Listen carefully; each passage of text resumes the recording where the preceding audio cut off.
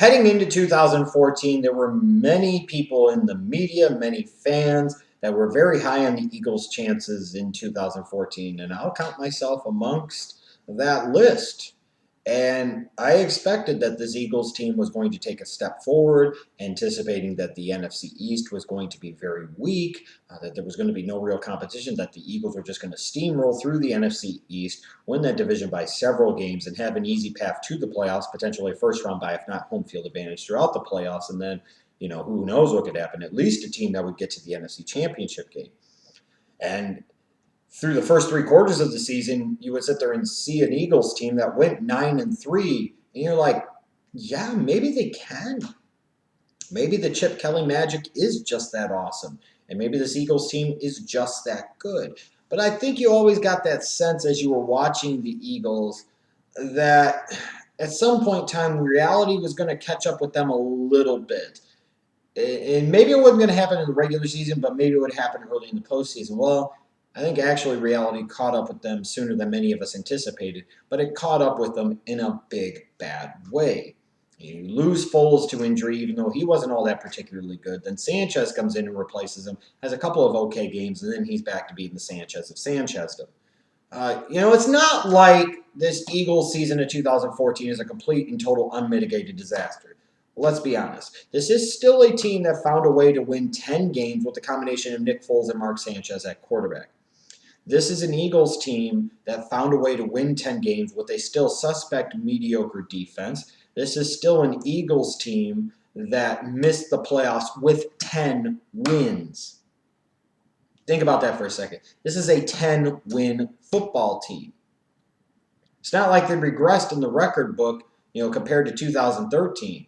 It's not like they had serious regression, and this is even with them battling through injuries on that offensive line early on in the season, really taking away from their identity of being a run-first offense, which is always a misconception with Chip Kelly teams that they're these explosive, high-powered passing game. No, it's about an explosive, high-powered rushing attack. And McCoy wasn't McCoy for a good portion of the season, in part, not just because of him, but because of that offensive line and Lane Johnson being out the first 4 games of the season, injuries in the interior of the line throughout the year. They had a lot of problems there. This is still a team that found a way to win 10 games. Unfortunately for them, they were playing in an NFC where if you weren't playing in the NFC South, you needed at least 11 wins to make the playoffs. They're the odd team out this year, just like the Arizona Cardinals were last year. This is an Eagles team when they really needed to piece things together and they needed to find a way to close out strong with that 9-3 start. They went 1-3 in their last 4 games, including a loss to Washington in Week 16. Just think about that. They lost to the Washington fucking Redskins. Even if they would have beat the Redskins, it's not a guarantee they would have made the playoffs. But if you lose to the Washington Redskins in Week 16, frankly, you don't deserve to go to the playoffs, especially in the NFC. It also didn't help that they went 1-3 against the NFC West. They lost to the 49ers, the Seahawks, the Cardinals. It's hard. They were not beating good teams. And, it was always kind of like that fluky feel to me in some ways with the Eagles is that, they were finding ways to win games, and that's what good teams do. But eventually they were going to stop finding ways to win games in the way that they did. I think they had like 8 non-offensive touchdowns this year, 4 defensive touchdowns, 4 return touchdowns on special teams, if I remember correctly. That's not always a sustainable pattern, and based off of what the Eagles are, I don't think that's a sustainable pattern that you can expect going forward. Again, kind of a fluky thing. Now, to be fair, though, a lot of people are going to be talking about how bad Foles were and how bad Sanchez were, and they were.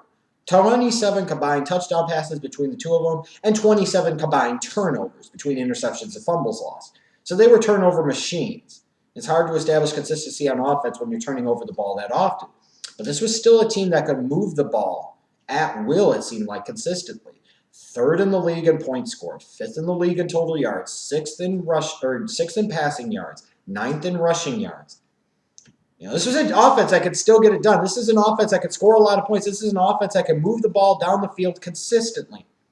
The problem is that they were dead last in the league, as they're probably always going to be under Chip Kelly in time of possession. You also look at a team where that offensive identity, first and foremost, is built around that running game. There were moments where they struggled to run the ball. And while they finished in the top 10 in the league in rushing yards, this is an Eagles attack, an Eagles offense, where that offense, for it to work at its best, needs that rushing attack to be a top 3 unit in the NFL in rushing yards, not 9th.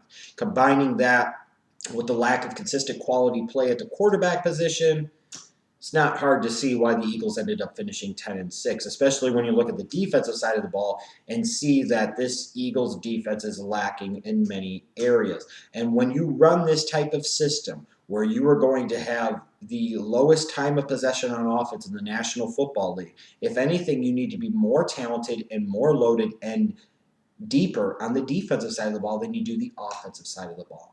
And the Eagles just aren't that. They're 28th in the league in yards allowed, 23rd in the league in points allowed. Funny thing is, though, is they did a really good job of getting to opposing quarterbacks. They had 49 sacks as a team this year. Connor Barwin was a complete stud. I mean, they tied for second in the league in sacks. So this was a team that could get pressure on opposing quarterbacks. They just couldn't stop you all that much in any other way, and they couldn't stop you from scoring. And that's a big problem here. So heading into the offseason after 2013, we were expecting the Eagles, with that momentum, that big turnaround from 2012 under Chip Kelly in his first year, that they were going to, keep the consistency in the organization. They were going to add a lot of pieces to the defensive side of the ball. And they really didn't do that. They waived Deshaun Jackson.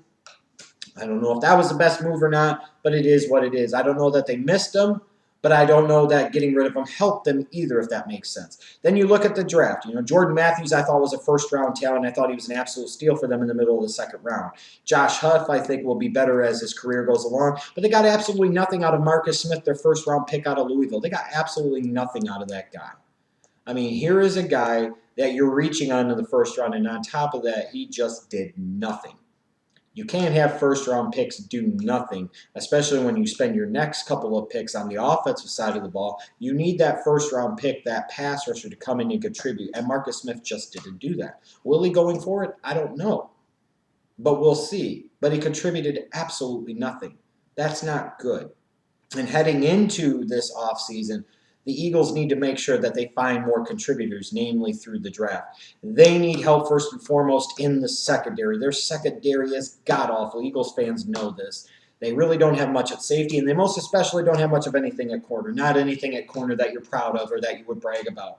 And this is a problem, is that you could talk about schematic things, you could talk about this or that. The bottom line is they lack talent and they lack depth in the secondary, and they need both to be able to run what they do on the offensive side of the ball. They need to be able to have guys that can step up in spots and be able to man up and take opposing offensive weapons out of the game or limit them, and they don't have any of that. They must address corner early and often in this draft. 2 of their first 4 picks must come at that position. I think another one of those first 4 picks must come at the safety position. For whatever reason, they didn't want to address that position last year. They must do it this year in terms of the draft at least. Then on the offensive side of the ball, I really think that they need to explore bringing in some young depth on the offensive line, in particular in the interior at the guard position. Evan Mathis isn't a spring chicken. And they battled some injuries on the interior of that line. They need some depth there, and they maybe need a guy that could come in and contribute and start right away at right guard in 2015, because so much of what they do on offense is built off of the ability to run the ball and be able to protect the quarterback, and they struggled to do that at times through 2014, in part because the offensive line couldn't stay healthy. And they could use another edge rusher on the outside. You could always use more of those in the 3-4, and as good as they were at that, in terms of generating pass rush in 2014, they could always get a little bit better. But the big needs to me is on offense, they have to improve that offensive line. They have to get younger there, and they have to get more depth there and quality of talent there. And you could say all of that and so much more about their secondary. We can't call this Eagle season a disaster.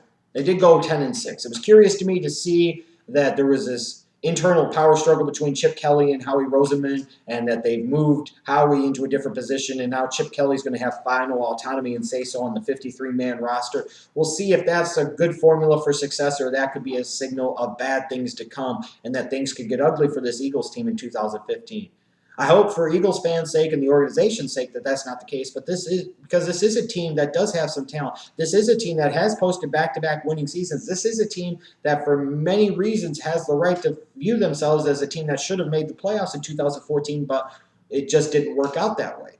It's not like the talent coverage bare. It's not like they need a rebuild. They just need to be able to take that next step. And in order for them to be able to take that next step, in my opinion, in 2015, you could say quarterback's a team need, and it very well could be. They have to figure out who's going to be that guy, and they have to go with them. But in terms of other areas, they must get better in that secondary, and they must get deeper and younger in the interior, especially of that offensive line.